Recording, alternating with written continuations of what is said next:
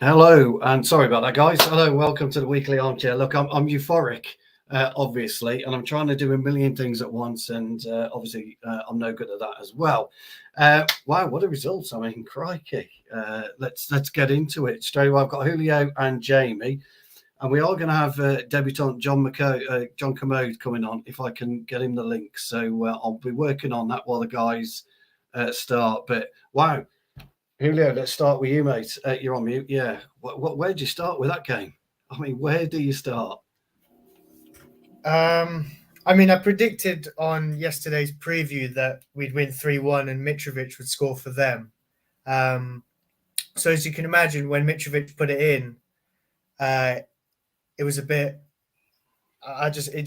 nerve-wracking. And then it still hasn't sunk in, that crazy few minutes. It's nice to see that we've got a penalty for once, because it feels like every week we're talking about we're not getting one. But yeah, just the absolute scenes that caused. And in that 5-minute period, went from Sancho potentially missing a chance he should have scored to getting a penalty. They lost 2 players and their manager to red cards, and then Sabitzer got his first goal for the United. So it was a crazy few minutes. Obviously, it was nice to see Bruno Fernandes seal the deal at the end. But yeah, it's considering the match only finished about 10 minutes ago, it still hasn't fully sunk in what happened there. So, but we're going to Wembley again, so that's the bottom line. And it was good, even though it came a bit late and at a cost of some of their players. We got the job done in the end. Yeah. What did you just before I go to Jamie? What did you think of Sancho's miss, so to speak? Because unfortunately, it was a miss, wasn't it? It wasn't. He's just got no confidence or anything, has he? Let's be honest. Yeah, it was almost the story of the game for him. That pretty much summed his match up, because there were a few times where I saw him and there was a couple of things he did where, there was that McTominay chance at the end of the first half, which went out for a corner, that I looked and I thought maybe you could have taken that on yourself rather than pass it across. There's a couple of things that it just didn't sit right with me. It didn't look like he was having a good game, and it is a shame to see, because we all saw what he was capable of at Dortmund, and he had his period away. He's come back in, and unfortunately, he's not hit the heights yet. But I don't know if it's a case of we still need to give him time, or he's had a topsy-turvy 18 months, 2 years at the club. Now, with what happened last season, the way things were at the club, to started okay, it seemed, then went off, and then so yeah, obviously when he missed, I was there like, no, you took too long. And then I saw the shouts for a penalty, because it looked very close, because obviously watching it on the telly, once I saw it, I thought, oh, is he blocked that with his chest? And then when you looked at the replays, and you think, definitely handball, yeah. There's a way back into the game now. So Sancho, I think, was a little bit lucky, obviously, that his miss has turned into a route back into the game. But yeah, it is a shame to see that, it didn't look good for him today. Yeah. Jamie, try and, if you can, mate, in your eloquent way, try and sum that up, because I'm in a bit of a loss, really, on where to start, if I'm being honest. I think first things first, for me, if I was a Fulham fan, I'd be fuming. I'd be absolutely furious. Firstly, with Willian, you've got a player of his experience who's been around the block. He's done everything as a footballer. Do you know what I mean? He's had a very distinguished career, and he's made the egregious error of thinking, there's a chance we could concede here, but instead I'm going to punch it away with my hand. Risk us going down to 10 men, and the outcome might be that we're still 1-1 anyway. And I never understand these things where, when players commit ridiculous challenges one-on-one, if a player's through on goal and you're 1-0 up or whatever, and then you make a challenge that stops them from scoring and you get sent off. I just think it's daft, because yes, they might have gone through and scored. They also might not have scored, and even if they had, you'd still have 11 men on the pitch. You're now down to 10 men, and we're going to score anyway because you're giving a penalty away. Mitrovic, we know he's got that hot-bloodedness in him, but again, poor from a man with, but he's obviously less experienced in terms of the big games and the trophies and the silverware than Willian, but he's still been around. He knows what he's doing. And then Marco Silva, it's daft from him. He'll be kicking himself. But I think, the Fulham fans probably have every right to be furious. I think up until that point, they were the better side. I've got no qualms in saying that. They looked, they were well drilled. They knew exactly what they wanted to do. And the biggest difference today was that they had Palhinha and we didn't have Casemiro.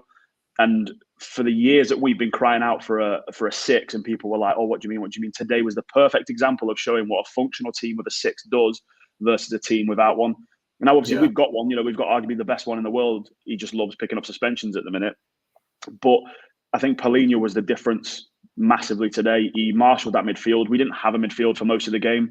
McTominay and Sabitzer were both well off the pace, and the ball just went through us. Do you know what I mean? Like the way Palhinha marshals that midfield third, he is phenomenal at what he does. And the fact that Fulham picked him up from under the radar of so many other clubs is a brilliant bit of business. And I like Fulham as a club. I like what they're doing. I like Marco Silva's a fantastic manager. I think the clubs he's been to before have been poisoned chalices. His time at Everton, for example, it didn't do his managerial credentials any damage, I don't think, because that Everton job is toxic. And we've seen again today why Marco Silva is a top coach. And if Spurs get rid of Conte, you'll see that Spurs will be watching Silva like a hawk, because he could manage at the top level. And I think Fulham deserved more than they got today. They showed that again that their league position is not a Fugazi or however whatever you want to pronounce it. They're a very good side, and they had our number today. I think we struggled in the first 2/3, and there was no sort of pattern of play. I think the only time we actually really did come into our own was in the final third for once, whereas usually I think we look quite disjointed in the final third. I think there was quite a few moments today where I was impressed. But like we were just saying then, Julio's spot on. I think Sancho's lacking a little bit of confidence. A few times he could have maybe taken the opportunity himself, but he didn't. But then we see the change with Anthony coming on. And again, I say the people that don't understand what that man does for us, you see how quickly the game changes as soon as he comes on, because he riles Anthony Robinson up. He gets into him, and he's direct and he's quick and he wants to get onto the ball. And his partnership with Wan-Bissaka is getting better and better every time they play. So there were positive points to be taken from across the game. But I think, up until the penalty, I think we were massively the second best side on the pitch today.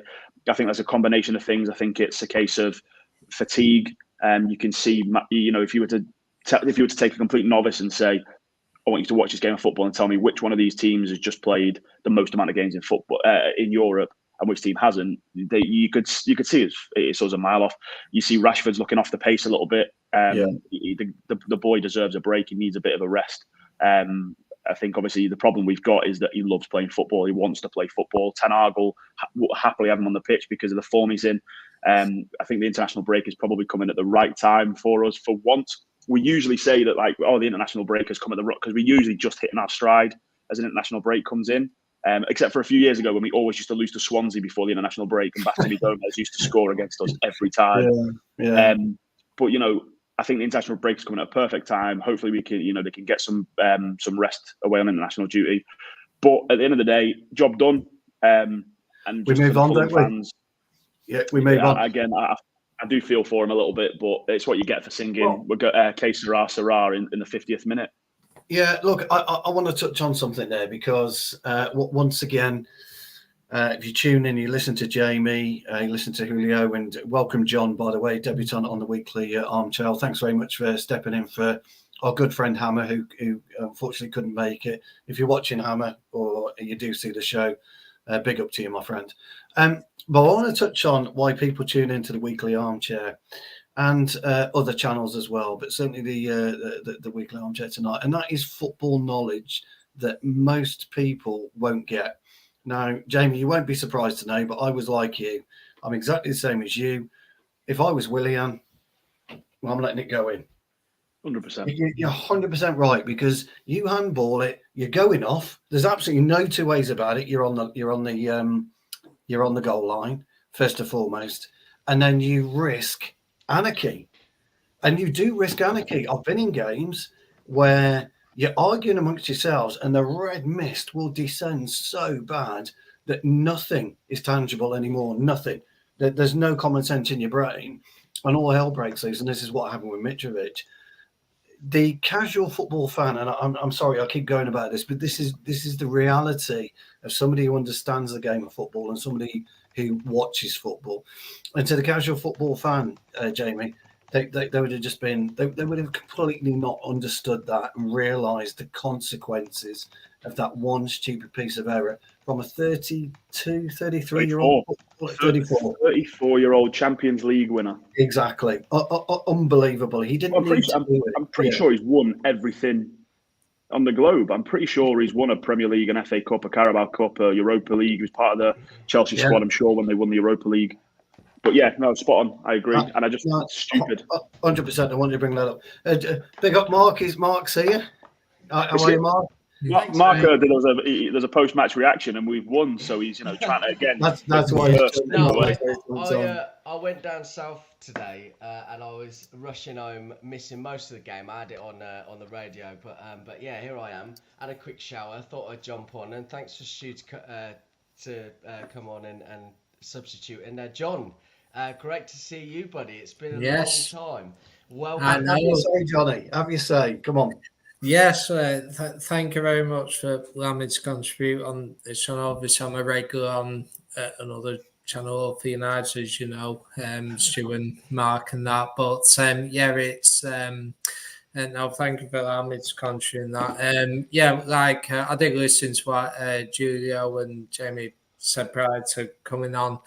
I'm still coming to terms with that. Just about started breathing again, to be honest, but it was just like a really mental game. You got to give full credit to Fulham for the first 70 minutes of that game. I thought it was a superb performance from them, and I think Jamie touched on the performance. Anthony, for me, I was obviously messaging you, Stu, on WhatsApp. But it's like Anthony, we were calling for Anthony in that, just get a bit of life to our team, and it's like the first thing he did was obviously challenge for that ball, and he had a little kick out the left back, didn't he? And it was just like you needed someone just to do that, just to get a reaction almost, and that.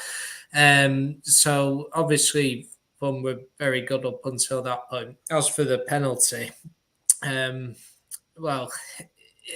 it's just. It was a calamity of errors, I felt, in terms of, like, as people said, Sancho should have buried it. He should have had a poor game, Sancho, today, in my opinion.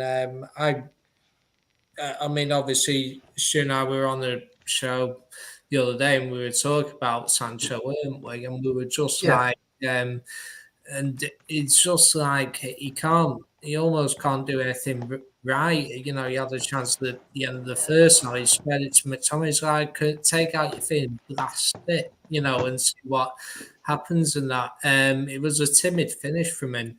William, I never understand players who do that. Maybe if it's like you're drawing the game or you're winning the game by goal in the 90th minute, maybe then you can excuse, a handball. The most infamous was obviously Suarez in the 2010 World Cup against Ghana, wasn't it? But for me, I never understand, Sancho should have buried it. It's 1-1 with 20 minutes to go. Then it's game on. The ref, I don't know why he didn't give it, but in fairness, he gave the red card. Marco Silva got sent off. William would have got sent off anyway. And then Mitrovic, did what he did. And it was just a whole calamity of errors. And at that moment, we won the game then. All Bruno had to do was score the penalty. And as soon as he did that, then it was just, it was nailed on that we were going to win that game. There's no way you're going to win a game with 9 men. Yeah, really. Yeah. And I just think it was just like a calamity of errors. I never like seeing players sent off, even if it's to our advantage. I always prefer a game where it's like 1-1, 11 versus 11 with 20 minutes to go. For me, I'd rather win a game that way the way we actually did, even though we are through. But fair play to the team. They stuck at it. It wasn't the best performance. And obviously, we've had 4 home games in a row in the FA Cup this season. We've won all of them 3-1, haven't we? So, well, like you say, Johnny, we're still in there. Good points, well made. Mark, welcome, mate.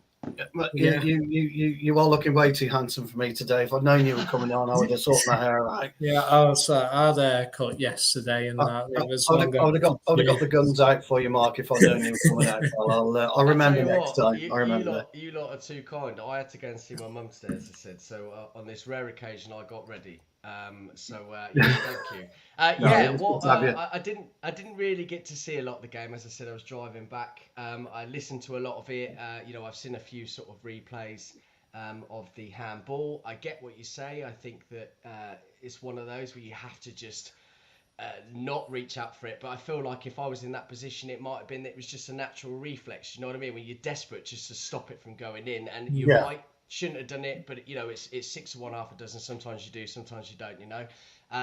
It's unfortunate, but then the petulance of Mitrovic was absolutely ridiculous, and deserved sending off. And listen, they can play well for 70 minutes. And Marco Silva, rate him highly, by the way. Of course, we respect them, but we were the best team on the pitch. You can be the best team on the pitch for 70 minutes, but if you don't get the win, it means nothing. No, absolutely. Let me just quickly give you my thoughts on it, and then I want to go to Julio because I'm going to give Julio the question about referees. So here we go. Look, my take on it was pretty much what the lads have said.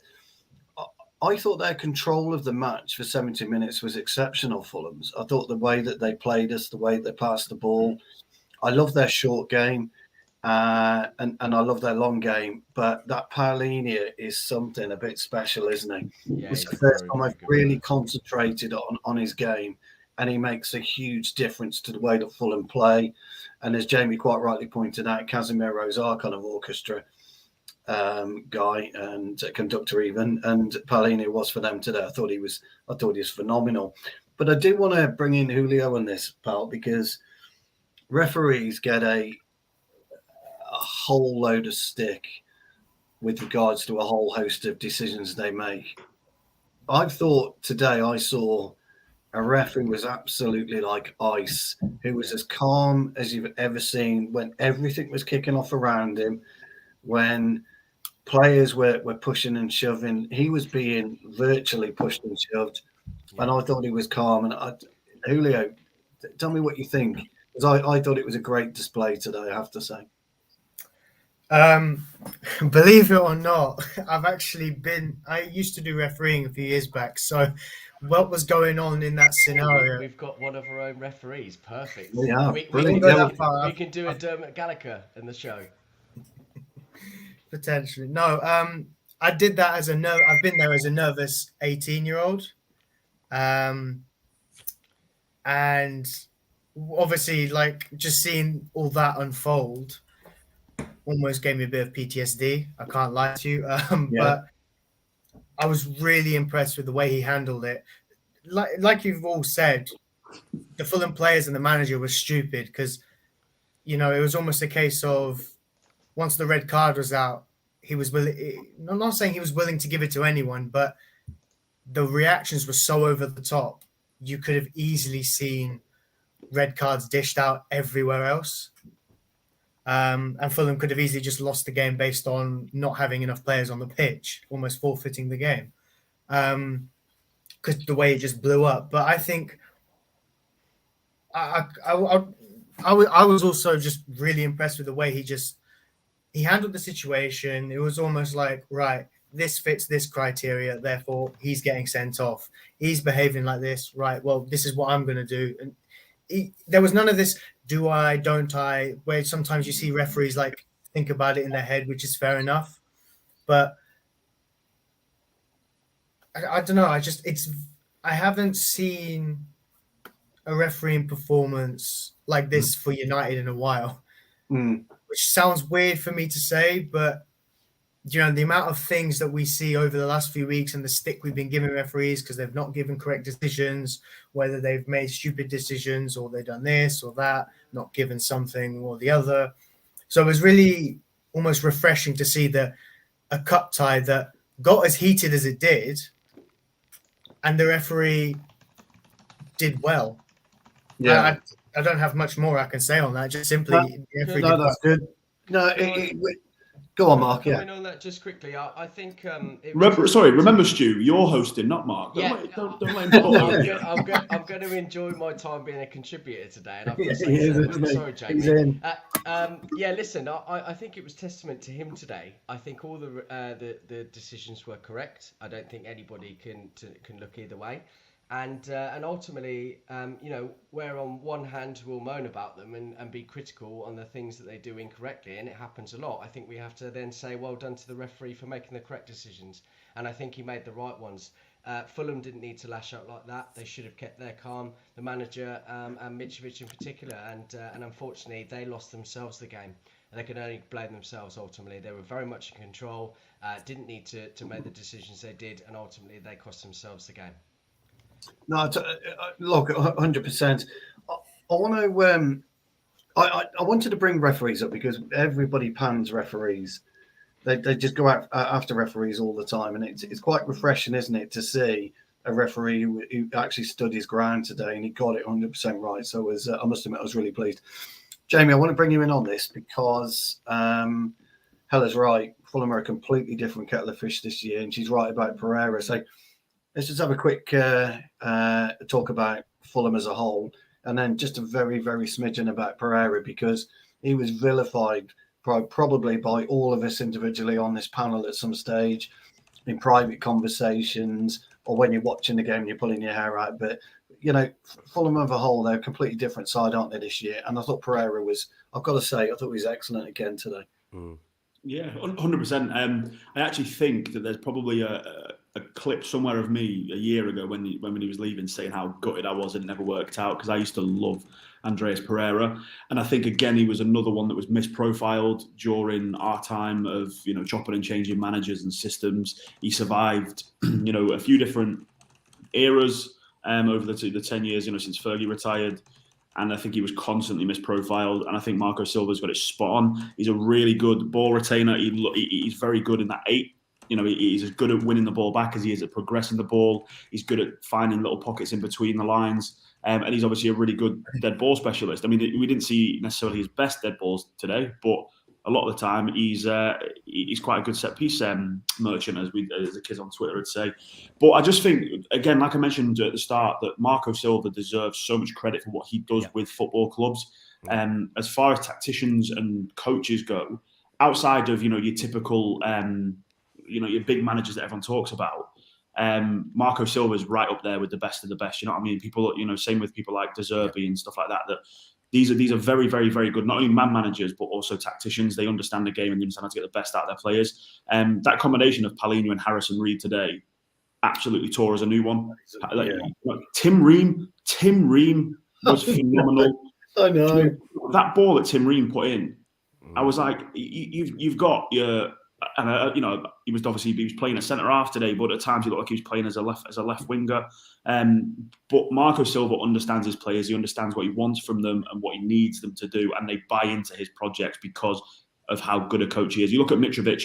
Mitrovic was always deemed one of those players, too good for the Championship, not good enough for the Premier League, until he's come back to the Premier League under Marco Silva and has shown why he's actually a phenomenal centre forward, and he's a really good centre forward for a team. Even Willian. When Fulham signed Willian, I was like, oh, here he is again, back for another paycheck. He didn't get quite enough money from Arsenal when he went there and stunk the place out. So he's now going to come to Fulham. The guy's rolled back the years by about 10 years. Like, there was a point where he was running and he outpaced half our team. And I was just like, this man's 34. In football terms, he's getting geriatric. And here he is, doing 3-second, 20-yard sprints. And I was just like, this guy's rapid. And I just think that they can feel aggrieved today. I don't want to sit on a panel and slag off the opposition. That's not what we do here. You know what I mean? Like, yeah, exactly. We appreciate when teams turn up, and they turn up to Old Trafford. They wanted to play football. They played a very good brand of football. Andreas Pereira as well. Like, just to go back to him, you can almost look at it. I'm not saying he's on the same level as him, but you almost look at him in the same way as that Odegaard plays his role at Arsenal. Yeah. In the way that he sits in that midfield third, he's not really a 10. But he's not really an 8. He's that hybrid that floats between the two roles and is as good at, like, say, winning the ball back. He'll always put, like, for example, if I'm putting a bet on, I always have him down for a couple of fouls or a booking because he loves to get stuck into a challenge, and he's good at retaining the ball and he's good at progressing the ball. And I think that whole team, that'll be an awkward journey back to London for their team because they'll all be sat there fuming. Like I said at the start of the show, that the Fulham fans have every right to be angry with Mitrovic and with Willian. Marco Silva a little bit less, you know what I mean? Like, you manage losing his head in the technical area is one thing, you know what I mean? You can get away with that. And the rest of the team played their socks off. The game plan was executed to a T. I think Bernd Leno was fantastic. You read Marcus Rashford like a book 90% of the time. He closed down the space to the striker really well. They just, up until that penalty decision, I was sat there going, I don't see where a goal comes from here. They've done. So was I. I was doing the same. They've done fantastically. And again, we've waxed lyrical multiple times about Palhinha, but he's just so good. And it really goes back, just to relate this back to United, why it's so important for us to find a Casemiro understudy now, because we see how disjointed we are. And there was a comment made about how good we were when McTominay went off. Yes, we went up a level when McTominay went off. You could see as well that how frustrated the fans got with Maguire. We were the same against Southampton. Every time that man picked up the ball, people were getting frustrated. And it's not because people have an agenda against Maguire. It's this, you want the ball played quicker. You want the ball to be displayed. The way that Martinez today was phenomenal again, by the way. Like, he was absolutely phenomenal. If Palhinha wasn't the man of the match, then for me, it probably would have been Martinez, because he was, again, he's so proactive with the way he picks the ball up. And the first thing that man does is he scans and he looks, where can I get this ball into somebody's feet? Like, how can I progress the attack now? Maguire doesn't do that. He used to do it 2 years ago. He was really good at bringing the ball out into midfield and launching counter-attacks or launching an attack. It just seems, I think, because of the awkwardness surrounding his situation at the minute, people don't know what's going to happen with it. I think he's just trying to go, I'll play my basics well. I'll do the basics. Yeah. And whether or not that's a case of he wants to try and work his way back into the team, whether it's he's playing for a move away and he wants to show that he's still, a good centre-half for the centre-half duties.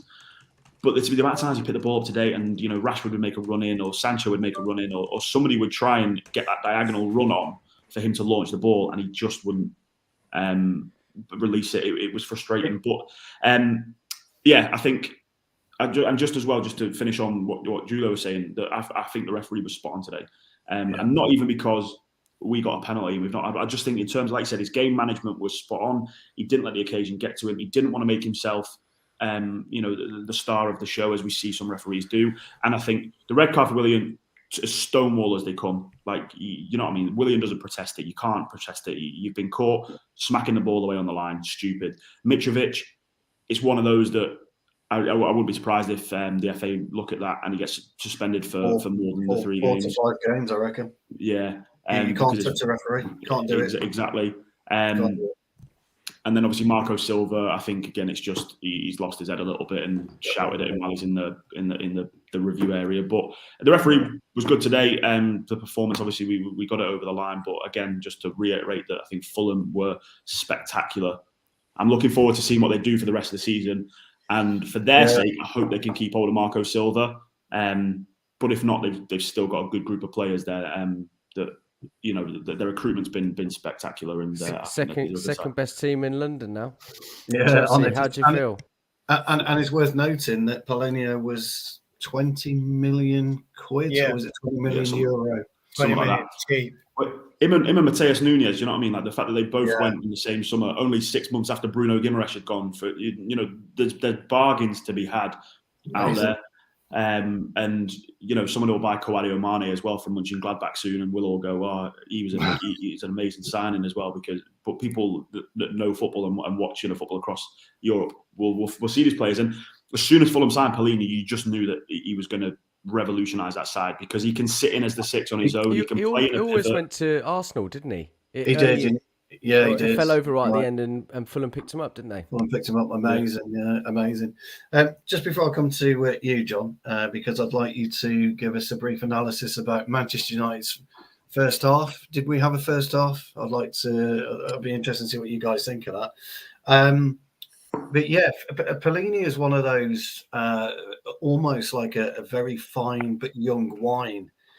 The way that he carries himself like he's an aristocrat. The way that he holds the football, he's very upright. And the way that he passes the ball, the way that he strides across the pitch, he's almost Rolls Royce like. He'd be one of those players that you think you can receive the ball quite quickly, and before you know it, he's in and around you because you just can't hear him and you don't know where he is. His vision of the game is wow. Like I say, it's the first time I've seen him today. I was massively impressed with him. So anyway, John, give us your thoughts on the first half. I mean, I'll chime in later, but wow, it was turgid at best, wasn't it? I mean, it was really, really bad. It wasn't a good first half, really. Obviously, Fulham were the best team, as we mentioned, and that. But even then, like they were saying that, they put 13 crossings the box, whatever it was. I don't remember Fulham really having a clear-cut chance, though, did they? It wasn't like, even in spite of that, even being on top, there weren't any opportunities where you're like, they should have scored there. Basically, I think they actually played better initially. The first part of the second half, actually, like De Gea made a save from Willian, and obviously they got. I thought they were better in that period than actually in the first half because they didn't really create that many chances. As for United, it was just like so misjointed. Obviously, some of the players have played a lot, and maybe Turner's kicked in, but McTominay and Sabitzer can't use that excuse because they haven't played for a while. It does worry me a little bit that it's not the first time this season that whenever you make a few changes to the team, sometimes it feels like Casemiro missing and that it wasn't like the midfield was almost non-existent at times in the first half and that, and obviously we touched on Sancho and that. I just don't. He's clearly lacking confidence in that, and we don't know what his career is going to be like for United. But I just think some of the plays they weren't at it in the first half night. Obviously, we played Thursday night. That's a factor. We played so many games. I think they mentioned commentary say like 25 games since we played since the World Cup. So we played every single week, like 2 or 3 games and that. So we've not had any free weeks. So it will take its toll on us. But despite of that, there was no cohesion with the team. No one really had a good first half, let's be honest, in that. And I just think that we're lucky to not be behind in the first half and that. And I think if Fulham had been a little bit more clinical in the first half, and even in the second half, like De Gea made a brilliant save from that Mitrovic header, didn't he? So even then, if we'd been 2-0 down, even if they were down to 10 men, they had 2-goal lead, then it would have been more problematic for us. But for me, it wasn't a good performance from us, and thankfully it didn't matter in the end. No, you're absolutely right. Jamie made a point reference at Maguire.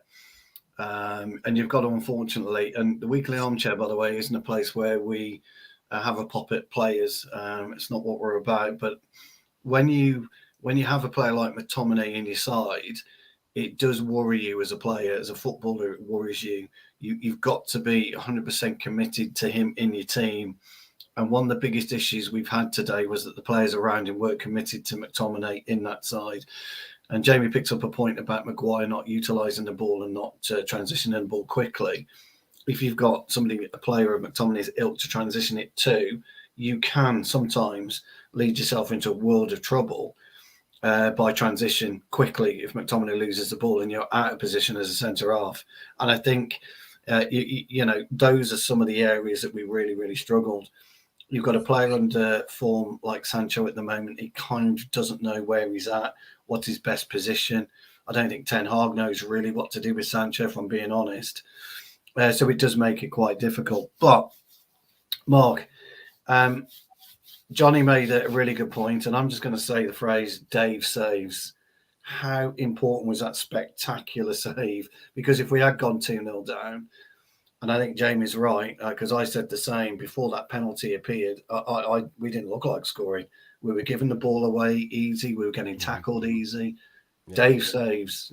Let's wax lyrical about him, old friend. Yeah, it was a phenomenal save. Yeah, I think you summed it up quite nicely. I mean, when that he got up well, Mitrovic, and you know, it was kind of looping, great header, and I thought it was in, and somehow he managed to get to it. And it was an absolutely fabulous save. But it wasn't his only one. He made quite a few and kept us in the game. You know, he had a 91% pass accuracy, something we go on him for quite often.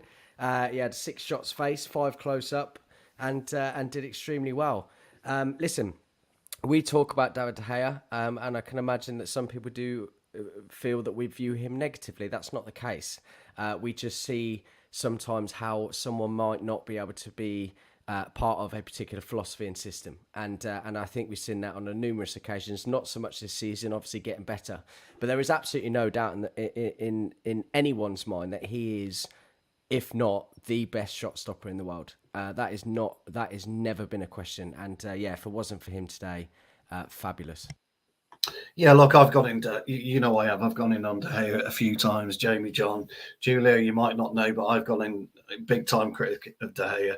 And one of the things, just a quickly brief one about goalkeeping, wasn't it quite refreshing to hear my phrase, Jamie and John, by the commentator? It's all about yardage. When Rashford went through and he was looking at Leno, it's all about yardage. Julio, I talk about that all the time. When De Gea was in real problems, I used to talk about the yardage in between the centre halves and the goalkeeper, and so it's quite nice. So I'll give myself a pat on the back for that one. Julio, my man, I'd like to look. I thought Anthony changed the game for us, not just the way that we played, but I thought his energy changed the game for us. What's your thoughts on Anthony? What's your thoughts on him today? And where do you think he can actually go in terms of status within the club? Yeah, I think the key thing with Anthony is, I think the key difference between Anthony and Sancho is, you see, let's have it right. Anthony has scored some big goals for us this season, and maybe his numbers, if we're going by stats, maybe don't look great. But from October till the World Cup, we didn't see him. I think that's something people forget. Now, I think Anthony will be looking at himself this season thinking, I'm settling into a new country. I'm not where I want to be. But the difference between him and Sancho is, I think you can see with both of them that they're lacking confidence in some cases.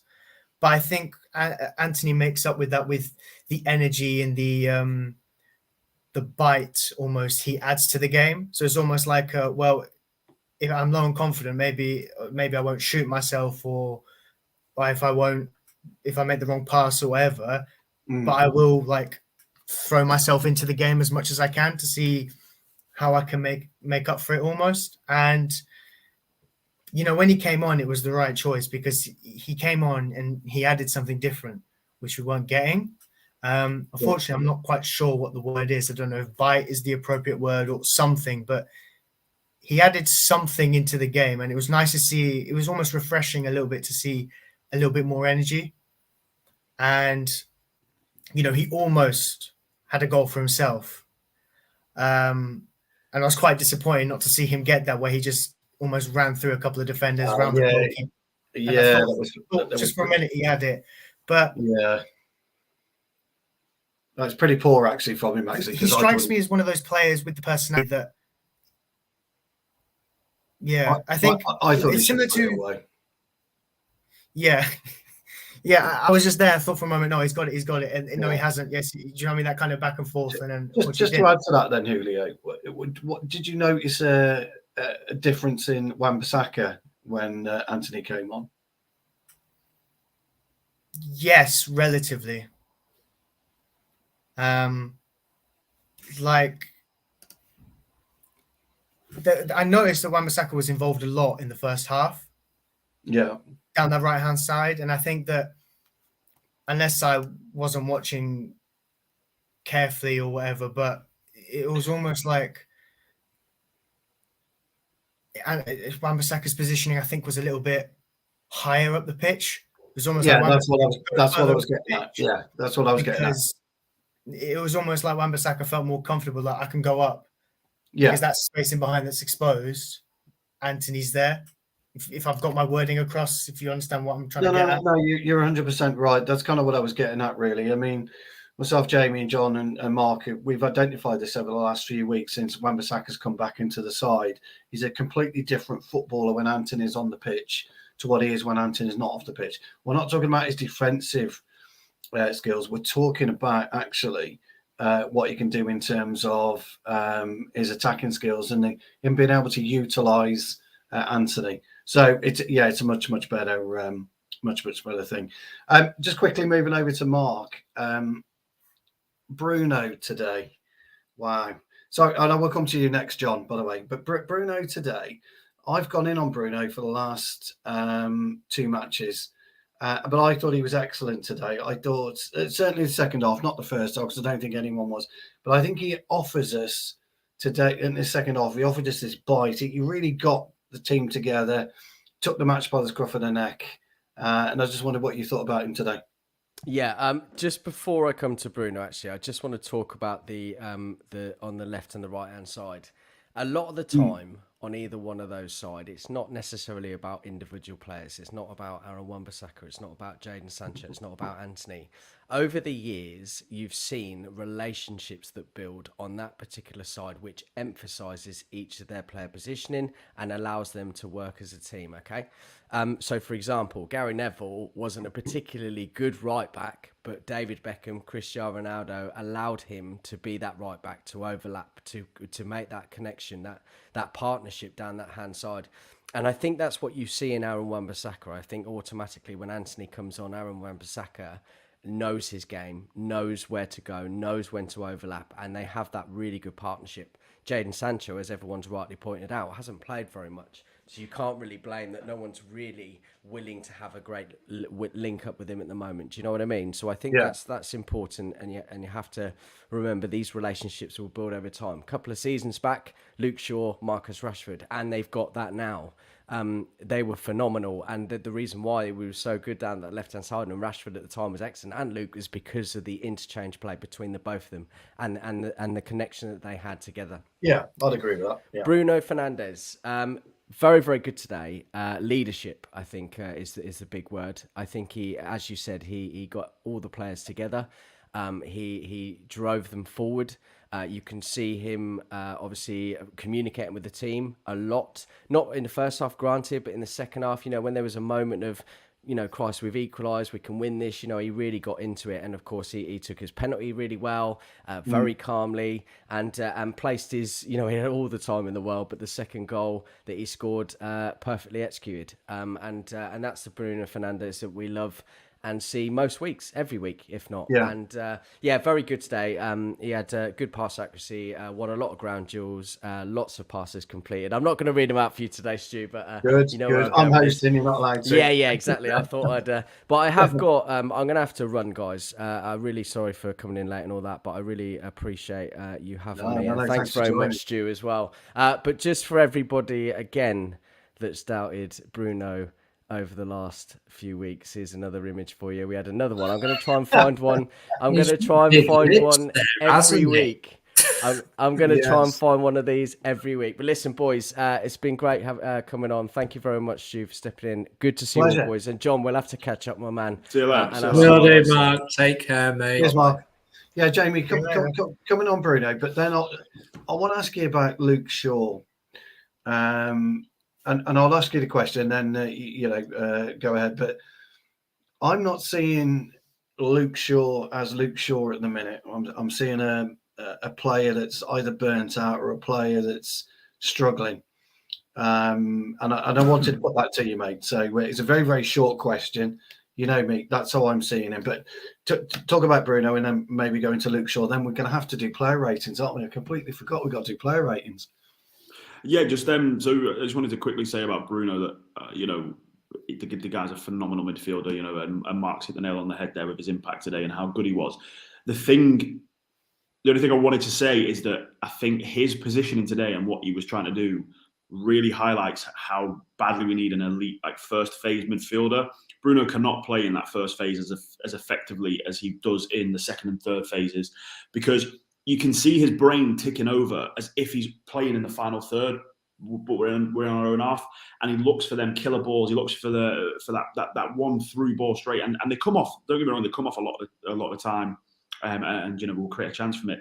But I think today, especially, we're lacking Casemiro as our first choice 6. We're missing Eriksen, who's our first choice again, sort of 8, and it probably is the best first phase progressor that we've got. Casemiro is obviously elite on the ball, don't get me wrong, and is elite with that. But I think we've started to forget the impact that Eriksen had on our side when he was playing, and I think we could see today that Bruno, his brain does work in that way of, I've got the ball in the second third, in the final third.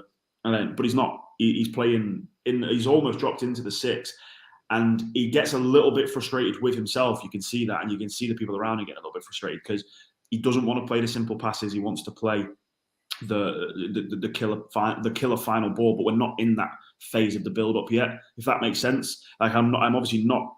You know me. I'm one of Bruno's biggest fans. I absolutely adore the man.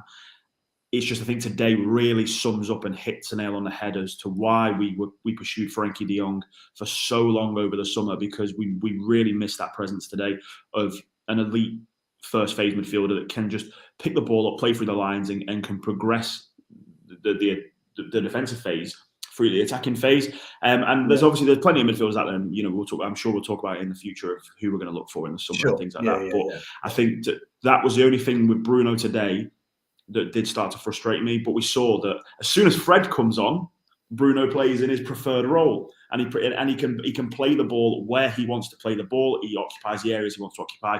And Fred, again, who is having a very, very underrated season. And if it wasn't for Casemiro, it would not surprise me if Fred was to pick up player of the year or something like that. Do you know what I mean? Yeah, unfortunately, Casemiro's got that sewn up. He's got everything boxed off this year for us. But Fred, again, has done such an underrated job at shoring up our midfield and you know what? And I will hold my hands up, and I've said this multiple times, but I'll hold my hands up forever questioning him and for lumping him in with the whole McFred double pivot when realistically McTominay was the issue as to why he couldn't play as well. And we've seen obviously over the last few months why Fred is so important. So do you know what I mean? And Jarvis's comments just come through there, and as always, Jarvis is absolutely spot on. Is that Bruno, because of how much he loves the club, because of how much he wants to play football, and he wants to do everything he does, he compensates because we don't have a 6, so you end up with somebody dropping in there. Then all of a sudden we've lost an 8, or we've lost one of the pivots. So Bruno plays there. And all of a sudden, there's this big gaping hole that Jadon Sancho then drops into, and we don't have an out ball down the right-hand side, which you saw so often that Wan-Bissaka would pick up the ball or McTominay would pick up the ball, and there's no one out on the right-hand side because Jadon's in the 10, because Bruno's playing as an 8.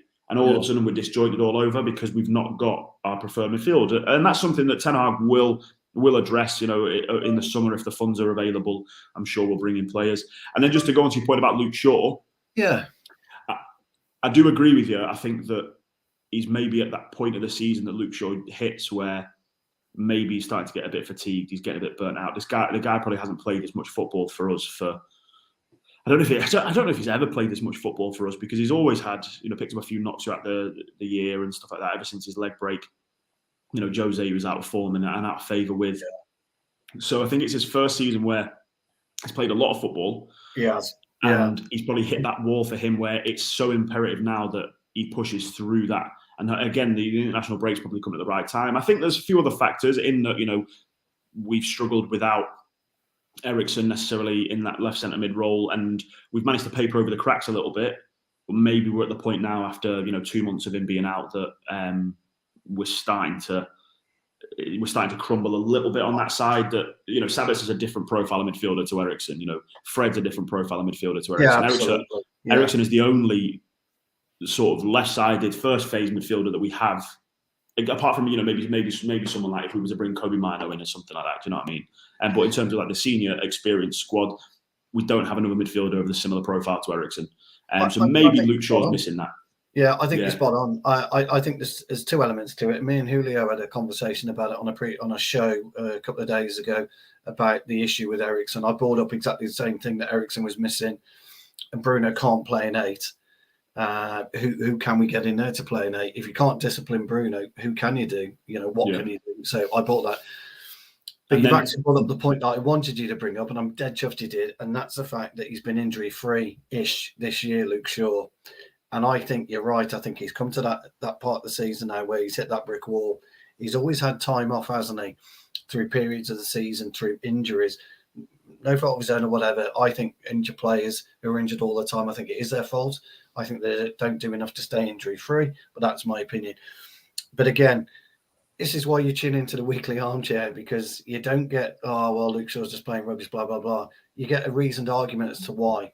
And I'm in total agreement with you. And then the only other thing is, because I don't think his performances have been poor. Do you know what I mean? I just think by his own high standard that he's set, he's struggling to hit. And I think that something else that factors in is probably that Rashford's knackered. So Luke Shaw doesn't have Rashford making the runs and providing the space for the Shaw to overlap, which is where we've seen him isolate fullbacks so well over the course of the season. Him and Rashford have that really good partnership. That's the partnership that we thought that Shaw and Memphis would blossom into. That's sort of working. And then obviously the leg break happened. And I still think that leg break cost Memphis' United career. Because if Luke Shaw had stayed fit, I think Shaw and Memphis on that left-hand side would have been phenomenal. But I think that Rashford looks, again, like I said, is someone that's fatigued. Is someone that, is again, after the injury problems he had last year, his form under Rangnick was not of his standard. Yeah. And now we're seeing not necessarily a dip in Rashford's form. So I think his goal scoring is still there. But in terms of his off-the-ball work, I think that he's probably getting a little bit like, I'm playing every 3 days here and I'm playing 70, 80 minutes on average per game. He's probably getting a little bit tired. And I think that is then affecting his partnership with Shaw. So it's one of those. I think Luke Shaw, again, I think we'll come out the other side of the international break, barring any injuries, which fingers crossed we don't. I think we'll see a solid end to the season. Yeah, I don't disagree with any of that, pal. Just before we go to player ratings, I do like this question. Thanks to Let's Talk Sports. John, I'm going to start with you on this one. And it's something I've been thinking about. Would we have been better off sacrificing the FA Cup? I love the FA Cup, so it's not something I would want to do as a player, and really make sure we cement top 4. 30 seconds each, really, from you all, and then we'll go straight into player ratings. But we'll start with you, John. For me, you only feel tired if you're not winning. And I know you play a lot of games and that, but it's the momentum's the most important thing in football for me. So it's kind of like, I remember, because I think it was around January when it was after the semi-final against Forest, and it kind of like when almost not used to this after, under Fergie it was regular, but we're not used to playing game after game, week after week and all that. And for me, it's just, Roy Keane spoke, I think it was Tommy, to someone after the Forest game. He's like, yes, you are playing a load of games, but doesn't that mean you're competitive? Ultimately, and you keep winning games and you keep grinding out results, you're not going to play well in every game, even if you have full weeks off. You're not going to play well every single game. So for me, yes, some of the players will be physically tired and that, but what keeps you going is the fact that you're winning and you're picking up results and that. So for me, the greatest thing in sport is always momentum. The fact is we're in, I know we won the League Cup, we're in full competition, we're still in full competition if you include the League Cup win. So for me, it comes down to that. So it's always about momentum. And nobody wants to lose a game of football to make it easier for them. I don't even like losing in training, John. I hate it. Exactly. Julio, what's your thoughts, pal? Winning the cups. It's as simple as, because we've had top 4 before and not won cups. And we've had seasons where we've won a few trophies and not finished in the top 4. And I've been happier because we've won the trophies. And the 3 things this Manchester United has lacked in the last few years that people have been criticised for: winners, so the Casemiros and the Varans of the world; leadership; and trophies. Mourinho won 2 trophies and the Community Shield in his first season, and we finished 6th. The winners in that team were, Pogba, Ibrahimovic, Rooney, and Carrick as more decorated winners. 3 of them were gone within the year after that. And Pogba was in a state with Mourinho, and everyone was questioning everything about it. And we've not really built up the winning mentality. So I think winning the cups helps the players in the long run get that mentality in, because some of these have not really won trophies before. That's so right. it's really good to see that focusing on the cups gets that mentality, builds it up. So moving forward, we're in a good position in the top 4, but we still need to get the job done. But if we were to finish 5th, for example, but win the FA Cup, League Cup, and the Europa League, I'd be more than happy with that. So for me, winning the cups, I think, is bigger. So can I just point out how many games we played since World Cup? 25, 26, whatever it is. We've only lost 2. Yeah, I think it's it's the Arsenal. Obviously, Liverpool game was a free result, and that's the only game where we lost really badly. Even the Arsenal game, we only lost in the last minute, didn't we? So it's amazing, isn't it? Something like 33 games since we last lost at home. Is it something like that? I think. Well, they said something like 292 days, so it'll be over 200. Well, it was the day that Queen. It was the day that the Queen died. Yeah. That's right. Yeah. Sorry. Yeah. Crikey. Yeah. Going back. Jamie, just quickly on this question, then we'll have to do play ratings and have to wrap it up, guys. We're the only English side that's ever won the treble because we want to win competitions that we're in. We are indeed. And that culture and that mentality is what makes Manchester United. And I don't see the point. And it's a great question. I'm not belittling the question. Please don't take it that way. But I don't see the point in being in competitions if your plan is not to go on and win them. If as a squad you cannot play the match, it's like Jurgen Klopp moaned last year about the amount of games that Liverpool were playing. It's like, but that's where you want to be. You want your club to be in a position where you're playing every single game that you can play, because it means that you're competing in every trophy that you can compete for. And at the end of the day, what's the point in football if you're not going to try and compete and win things? So I agree with Julio that, if we were to miss out on the top 4, I don't think it would be our progression in the cups that's the problem. I think it would mainly be down to, a few other things in the squad, Casemiro suspensions, lack of cohesion amongst the squad because it's still early doors, blah, blah, blah, blah. But, we're only 2 games away from winning an FA Cup. Oh, no, it's not the end of the world, playing an extra 2 games. With the Europa League, obviously we've got another 5 games potentially to play in the Europa League. We've got 2 quarterfinals, 2 semi-finals, and then a final between the quarterfinal, isn't it?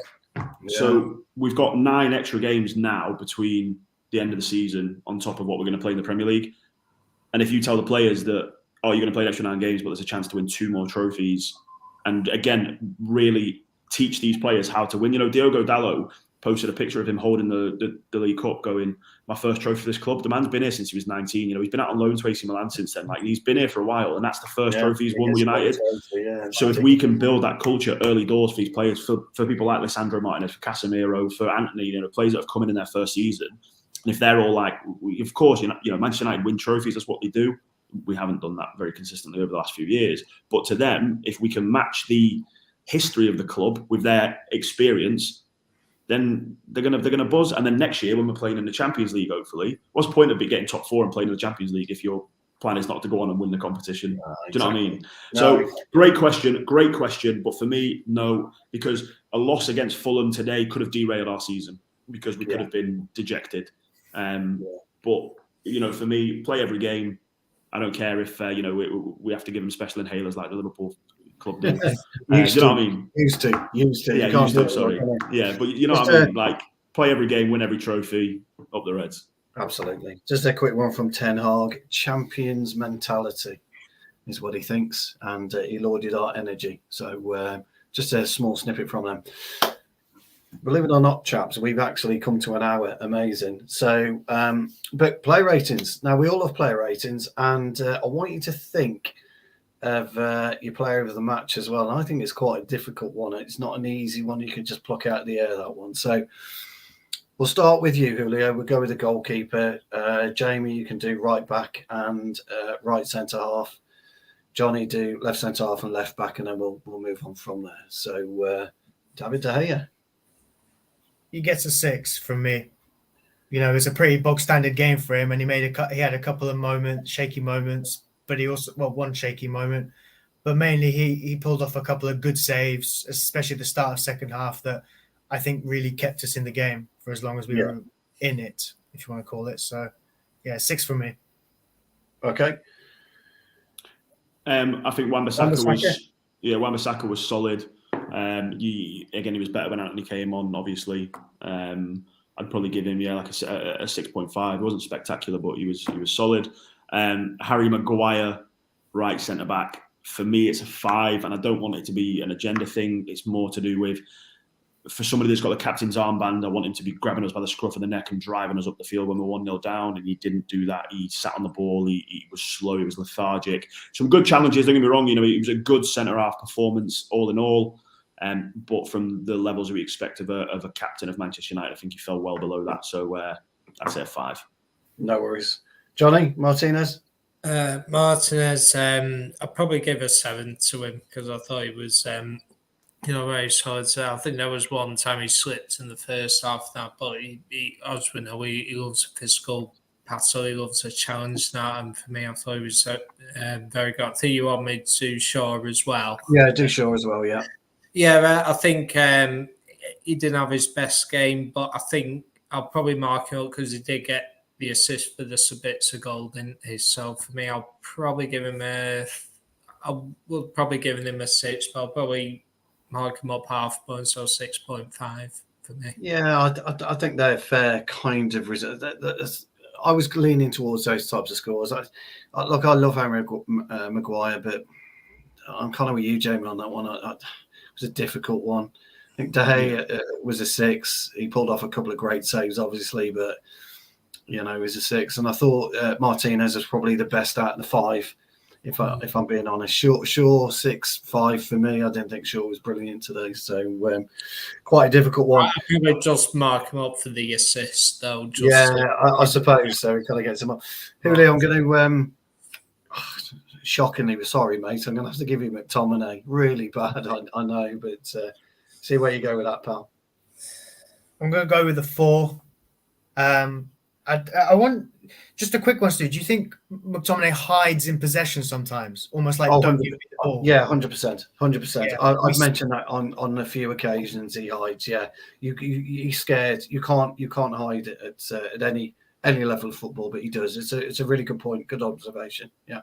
Yeah, I give him a 4, and I don't want to be mean to the guy because I love that he bleeds red and he's got that about him, but this kind of game it wasn't the game for him, and so yeah, 4 from me, and it's no coincidence that we looked a little bit better when he came off. Yeah, no, that's fair enough. Jamie Sabitzer?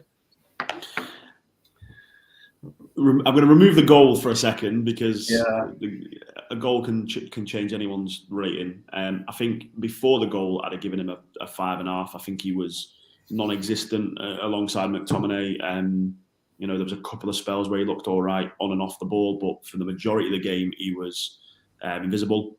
And then he scored a phenomenal goal, so that bumps his rating up to a 7 because it's his first goal for the club. He puts us 2-1 up. In the space of 3 minutes after all that chaos and stuff like that. Good finish as well, wasn't it? Great finish. I don't think he knew much about it. I'm not going to lie. I think he's just sort of flapped at it and it's gone in and he's gone, yeah, I meant that. So I'd probably give him a 6 overall with the goal. Here we go. Hi, Trevor. I thought I'd put that on. Hi, Trev. Well, I'm sure we'll talk about Weghorst at some point. Just a quick one on Sabitzer. I don't think I've ever seen him look that happy at Bayern Munich.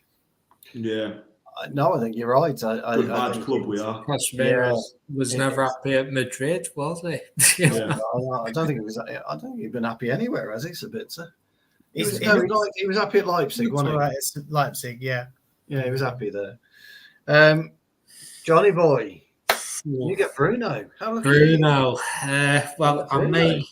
may have used a few expletives in the first half Yeah. with his ball retention, let's say. But I do agree. I think in the second half he was much better. So in fairness to him, he took his goal really well, didn't he? So it was a brilliant finish. Then, so I think he drove us on. I think because he got the goal, I'll probably give him a 7 for me. Oh, no. Yeah, no, that's fair enough. I'm going to give Jamie Weghorst, so we'll leave that in a minute. We'll go back to. I'm doing that on purpose. We'll go back to Julio. I'm going to give you Sancho, mate, because look, someone's got to get him, and someone's got to get Rashford, and someone's got to get Weghorst. So this is how I'm going to do it. So we'll go with Julio. I'll give you Sancho, dude. I thought you were going to give me Sancho as well, actually. I feel bad for the lad, but yeah, I have to give him a 4, and it hurts me to say it because, like I said at the beginning of the show, we know what he's capable of, but he still hasn't brought it out of him yet. And you could see today that he doesn't have the belief in himself, the confidence in himself, and I don't know whether Ten Hag needs to give him an arm around the shoulder, or if that's a Steve McLaren thing to do, or if there's something he needs to find in himself. But yeah, it's a 4 for today from me for him. All right, Johnny, Rashford. Well, he obviously didn't have his best game, did he? But I think I don't think he was terrible. I wouldn't say he was as bad as like McTominay or even Sancho for that. I mean, he did.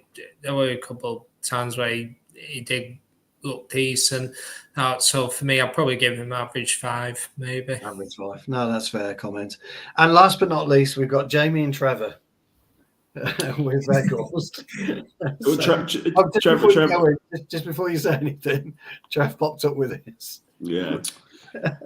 Trevor will be happy to know that I think Weghorst was poor today. I think that's down. I think that's down as well to the lack of runners in front of him. It didn't suit what he's deployed to do. When you've got a centre forward whose job in the side is not to score goals, you need to make sure that the runners that he's got, that his job is to create space for, are making those runs, because otherwise, what's the point? So I think, unfortunately for him, I think he was sort of set up to fail right from the start today. Rashford looked off it. There was obviously, like I say, we had a couple of chances that Leno managed to scoop up. Sancho was never making those penetrating runs, but it's not really his game.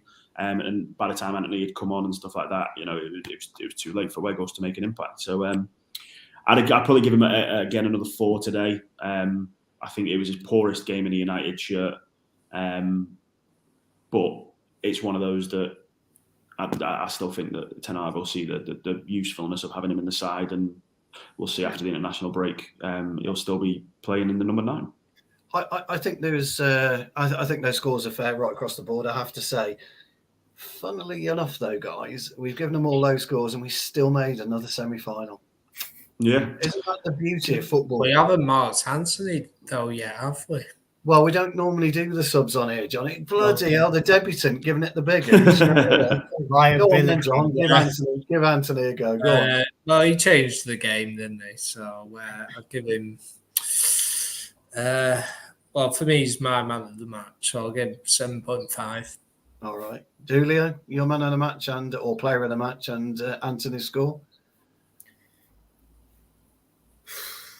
I'd probably reiterate what John's just said. Yeah, what he said. Right on. What he said, Jamie. I'm going for Weghorst man of the match. Actually, no, I'm joking today. Travis had a heart attack. Bless him. Yeah, I'm going to go for Palhinha. He was a man of the match. Oh, wasn't he just? Yeah, wasn't he phenomenal? From us though, it's got to be Bruno, hasn't it? Anthony was he was really good when he came on and he changed the game. Yeah, you know what, Trevor? Just for the amount of piss he boils from you, he gets my man of the match. But yeah, I mean, Anthony was phenomenal when he came on. Again, it shows how important he is to Ten Hag's system. And I agree with that. He was a solid 7. Maybe a 7.5, but we'll stick with a 7. But yeah, my man of the match from our side, Bruno. Yeah, no, I agree with all of those guys. Look, wow, it's flown by today. It really has. Once again, I reiterate this, and I'm like a broken record, but this is why you tune into the Weekly Armchair, because you get proper analysis, proper football fans who understand football and proper analysis. I obviously take myself out of that equation and bow down to Julio, John, and Jamie. Just before I go, happy Mother's Day to all you mothers out there. I hope all of you are giving your mums a big squeeze, and they've looked after you all your lives and continue to look after you, even when unfortunately they're not here. So for all the mothers out there, on behalf of the Weekly Armchair, big hugs for you all. We love you all. Wow, I don't know what's happening because we don't have a game for 2 weeks. I don't know whether I'm sure Keane will update everybody through Twitter. Sorry, Jack. Yeah, so I should say that the women play at Old Trafford next week. Oh, are they? Against West Ham, yeah. So as far as I'm aware, there's still tickets available. So it's worth noting we got through in the cup as well, didn't we, today? 3-1. Yeah, they also beat Lewis away 3-1, and it's the first time the women have reached semi-finals of the FA Cup. And I don't think we've done the draw yet, but I think, both men and women won 3-1 and through to the semi-finals of the FA Cup. So shout out to the women as well. Yeah, absolutely. Absolute pleasure, Helen, and thank you, Trevor. Listen, guys, where can we get you, Julio? Where's your socials, old friend? It's on my thing, isn't it? Unless it's not showing. It's not showing. I'll get it up in a minute, but it's not showing. But it's my fault. It's not showing. On the tweet, there it is. There you are. It's my fault. Catch me on Twitter down there. Okay, Johnny K, where can you be abused on Twitter? Yeah, I'm so that way. It's John_Kermo2 on Twitter. So. And if you want some intellectual comedy, I think is the best way to put it. Jamie, where can people find you? Please don't. Simple. Jamie Andrews _. I think a few people in the comments do follow me. I had to block someone the other day because he was doing me. I didn't know because he just kept replying to my tweets, and I was just like, move. But yeah, come and continue the conversation on Twitter.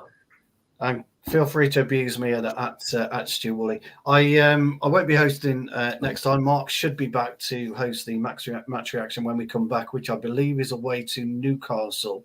Has the date been set yet? Has it been selected for television? 2nd of April is Sunday, 4 Thursday, I think. All right. I would imagine Keane will be doing stuff over the international break.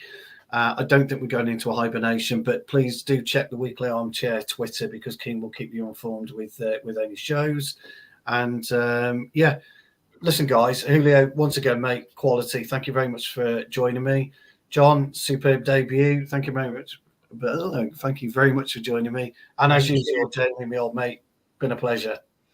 Always. In the Weekly Armchair, we're back into another semi-final, guys. And we've got Sheffield United. We got them in the draw, didn't we? No, it's Brighton. No, Brighton, did we? Sorry, I haven't seen the draw. So we got Brighton. It could be a Manchester derby final. Well, let's hope so, because we owe City, don't we, a right kicking. So anyway, all the very best. We will see you on the other side.